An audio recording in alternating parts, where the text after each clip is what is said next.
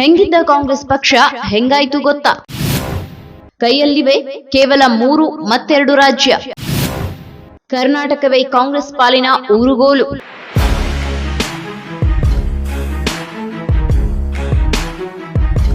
ಕಾಂಗ್ರೆಸ್ ಅದೊಂದು ಕಾಲ ಇತ್ತು. ಕಾಂಗ್ರೆಸ್ ಇಲ್ಲದ ರಾಜ್ಯ ದೇಶದಲ್ಲಿ ಇರಲಿಲ್ಲ. ಸ್ವಾತಂತ್ರ್ಯ ತಂದುಕೊಡುವಲ್ಲಿ ಪ್ರಮುಖ ಪಾತ್ರ ವಹಿಸಿದ್ದ ಪಕ್ಷ ಎಂಬ ಕಾರಣಕ್ಕೆ ಜನರಲ್ಲಿ ಅಭಿಮಾನ ಇತ್ತು. ಅವುಗಳೆಲ್ಲವೂ ಓಟ್ ಆಗಿ ಬದಲಾದವು. ಕಾಂಗ್ರೆಸ್ ಹೋದಲ್ಲೆಲ್ಲ ಬಂಗಾರದ ಫಸಲನ್ನೇ ತೆಗೆದಿತ್ತು. ಆದರೆ ಕಾಲ ಬದಲಾಗಿದೆ. ಬಿಜೆಪಿ ಮೋದಿ ಸುನಾಮಿ ಮುಂದೆ ಕೈಪಡೆ ಸೋತು ಸುಣ್ಣವಾಗಿದೆ. 3 ಮತ್ತೆರಡು ರಾಜ್ಯಗಳಲ್ಲಿ ಮಾತ್ರವೇ ಉಳಿದುಕೊಂಡಿದೆ. ಸ್ವಾತಂತ್ರ್ಯದ ನಂತರ 2 ದಶಕಗಳ ಕಾಲ ಕಾಂಗ್ರೆಸ್ ಭಾರತ ರಾಜಕಾರಣದಲ್ಲಿ ನಿರಂಕುಶಮತಿಯಾಗಿತ್ತು. ಇದನ್ನು ನೆಹರು ಯುಗ ಅಂತಾರೆ. ಈ ಸಂದರ್ಭದಲ್ಲಿ ಸ್ವಾತಂತ್ರ್ಯ ಹೋರಾಟದ ಸಂಘಟನಾತ್ಮಕ ಶಕ್ತಿಯಾಗಿದ್ದ ಕಾಂಗ್ರೆಸ್ ಬಗ್ಗೆ ಭಾರತದ ಜನಮಾನಸಕ್ಕೆ ಭಾವನಾತ್ಮಕ ಬಂಧವಿತ್ತು. ಬ್ರಿಟಿಷರ ಸಂಕೋಲೆಯಿಂದ ಭಾರತವನ್ನ ಮುಕ್ತಗೊಳಿಸಲು ಶತಮಾನಗಳ ಕಾಲ ಕಾಂಗ್ರೆಸ್ ನಿರ್ವಹಿಸಿದ ಹೊಣೆಗಾರಿಕೆಯ ಬಗ್ಗೆ ಭಾರತದ ಮತದಾರರಿಗೆ ಹೆಮ್ಮೆ ಇತ್ತು. ಈ ಕಾರಣದಿಂದಾಗಿ ಸಂವಿಧಾನ ರಚನೆಯ ನಂತರ ನಡೆದ 3 ಲೋಕಸಭಾ ಚುನಾವಣೆಗಳಲ್ಲಿ ಕಾಂಗ್ರೆಸ್ ಪ್ರಶ್ನಾತೀತ ಪ್ರಭುತ್ವ ಸಾಧಿಸಿತ್ತು. ನೆಹರು ಕಾಲದಲ್ಲಿ ಕಾಂಗ್ರೆಸ್ಸಿಗೆ ಪರ್ಯಾಯವಾಗಿ ಅನೇಕ ರಾಜಕೀಯ ಪಕ್ಷಗಳು ಅಸ್ತಿತ್ವ ಪಡೆದಿದ್ದರೂ ಕಾಂಗ್ರೆಸ್ಸಿನ ಜನಪ್ರಿಯತೆಯನ್ನ ಸರಿಗಟ್ಟುವುದಕ್ಕೆ ಯಾವುದೇ ರಾಜಕೀಯ ಪಕ್ಷದಿಂದ ಸಾಧ್ಯವಾಗಿರಲಿಲ್ಲ. ಈ ಸಂದರ್ಭದಲ್ಲಿ ಕಾಂಗ್ರೆಸ್ ನಾಯಕತ್ವ ಪಂಡಿತ್ ನೆಹರು ಕೇಂದ್ರಿತವಾಗಿತ್ತು. 1952ರ ಲೋಕಸಭಾ ಚುನಾವಣೆಯಲ್ಲಿ ಒಟ್ಟು 401 ಲೋಕಸಭಾ ಕ್ಷೇತ್ರಗಳಲ್ಲಿ ಕಾಂಗ್ರೆಸ್ ಗೆಲುವು ಸಾಧಿಸಿದ್ದು, 364 ಲೋಕಸಭಾ ಕ್ಷೇತ್ರಗಳಲ್ಲಿ ಗಳಿಸಿದ್ದ ಶೇಕಡಾವಾರು ಮತ ಪ್ರಮಾಣ 45%. ಅಂದರೆ ಯಾವುದೇ ಒಂದು ರಾಜಕೀಯ ಪಕ್ಷ ಕಾಂಗ್ರೆಸ್ಸಿಗೆ ಪ್ರಬಲ ಪ್ರತಿಸ್ಪರ್ಧೆ ಒಡ್ಡುವುದು ಅಸಾಧ್ಯ ಎನ್ನುವಂತಹ ಕಾಂಗ್ರೆಸ್ ಪರ ರಾಜಕೀಯ ವಾತಾವರಣ.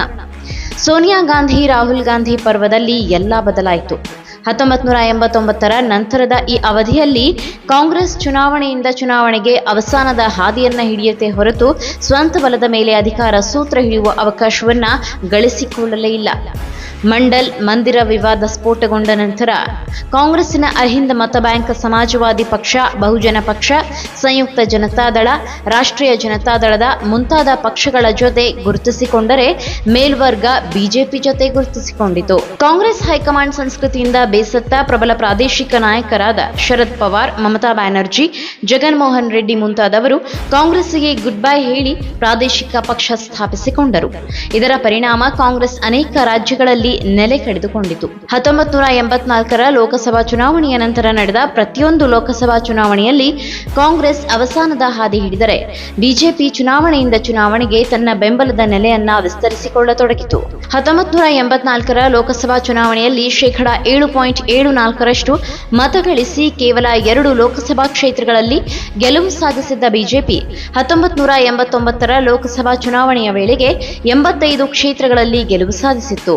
1999ರ ಲೋಕಸಭಾ ಚುನಾವಣೆಯ ನಂತರ ಭಾಜಪಾ ಸಂಖ್ಯಾಬಲ 100 ಸ್ಥಾನಗಳಿಗಿಂತ ಕಡಿಮೆ ಆಗಲಿಲ್ಲ.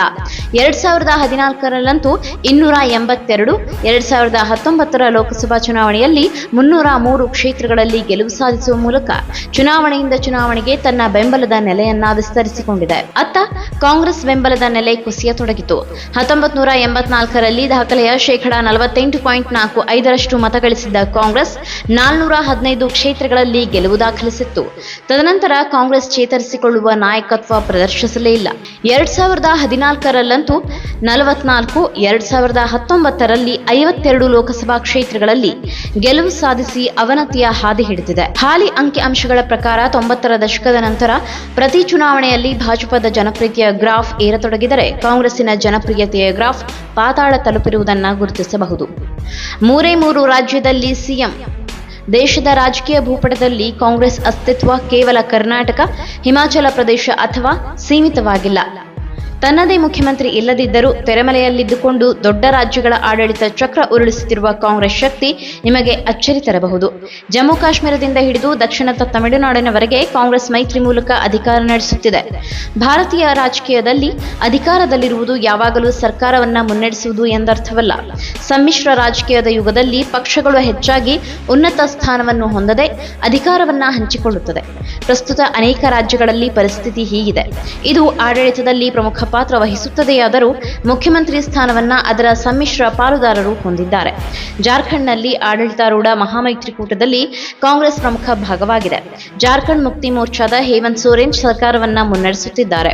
ಕಾಂಗ್ರೆಸ್ ಮುಖ್ಯಮಂತ್ರಿ ಹುದ್ದೆಯನ್ನ ಅಲಂಕರಿಸದಿದ್ದರೂ ಆಡಳಿತದಲ್ಲಿ ಬಲವಾದ ಪಾತ್ರವನ್ನ ಹೊಂದಿದೆ. 2024ರ ಚುನಾವಣೆಯಲ್ಲಿ ಕಾಂಗ್ರೆಸ್ ಉತ್ತಮ ಸಾಧನೆಯನ್ನೇ ಮಾಡಿದೆ.